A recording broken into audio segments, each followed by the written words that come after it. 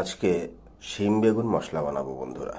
দেখুন, প্রথমে একটা কড়াই নিয়ে তার মধ্যে একটু হালকা সাদা তেল দিয়ে তার উপরে হলুদ গুঁড়ো দিয়ে আমি দুটো আলু কেটে রেখেছিলাম, সে আলু দুটোকে দিয়ে একটু ফ্রাই করে নেব। আলুর মধ্যে দেখুন বেগুনের বোটাগুলো আমি দিয়ে দিয়েছি। বেগুনের বোটা কেউ ফেলবেন না বন্ধুরা, ভীষণ টেস্টি হয় খেতে। একটু নুন দিয়ে দেখুন আমি নাড়িয়ে চাড়িয়ে এটাকে ভেজে নিলাম। আজকে পেঁয়াজ রসুন ছাড়াই বানাবো বন্ধুরা শিম বেগুন মশলা।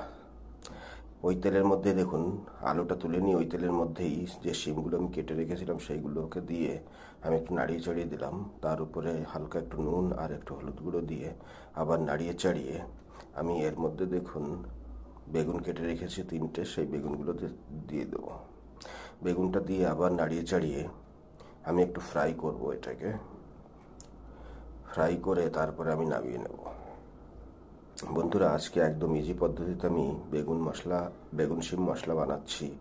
আপনারা এইভাবে একবার বানাবেন, মাছ ছাড়াই ভীষণ ভালো লাগে।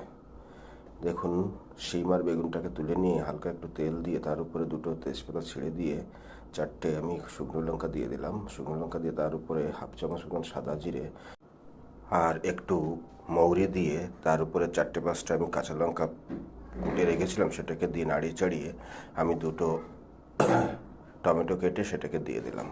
টমেটোটাকে নাড়িয়ে চাড়িয়ে নিয়ে এর উপরে দেখুন যে আলুগুলোকে আমি ভেজে রেখেছিলাম বা সবজিগুলোকে ভেজে রেখেছিলাম সবগুলো আমি বাড়ি বাড়ি দিয়ে দেবো। আলুটাকে দিয়ে তার উপরে বেগুন আর শিমগুলোকে দিয়ে স্বাদ অনুসারে নুন দেবো। আর এরপরে 1 চামচ কাশ্মীরি লঙ্কার পাউডার, 1 চামচ জিরে পাউডার, হলুদ গুঁড়ো আর একটা ম্যাগি মশলা আর এভারেস্টের সবজি মশলা দিয়ে আমি ভালো করে মশলাটাকে কষিয়ে নেব সবজির সঙ্গে। এইভাবে দেখুন কষিয়ে নিয়ে এবার পরিমাণ মতন আমি জল দিয়ে দিলাম। জলটা দিয়ে নাড়িয়ে চাড়িয়ে আমি এর উপরে 1 চামচ মতন চিনি দিয়ে দিলাম। চিনিটা দিলে বন্ধুরা কালারটাও ভালো হয় এবং স্বাদও দুর্দান্ত আসে।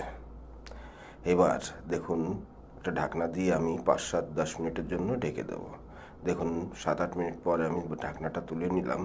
তুলে নিয়ে এবার নাড়িয়ে চাড়িয়ে দেখবো, দেখুন আলুটা গলে গেছে, মানে সবজিটা আমার রেডি।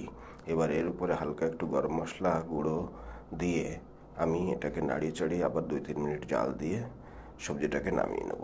বন্ধুরা, এইভাবে একবার বানান, ভীষণই টেস্টি হয়। ভাতের সঙ্গে, রুটির সঙ্গে, পরোটার সঙ্গে বা লুচির সঙ্গে যেভাবেই খাবেন দুর্দান্ত টেস্ট। আপনারা ভালো থাকবেন, নতুন নতুন ডিশ বানিয়ে খাবেন বন্ধুরা। ধন্যবাদ বন্ধুরা।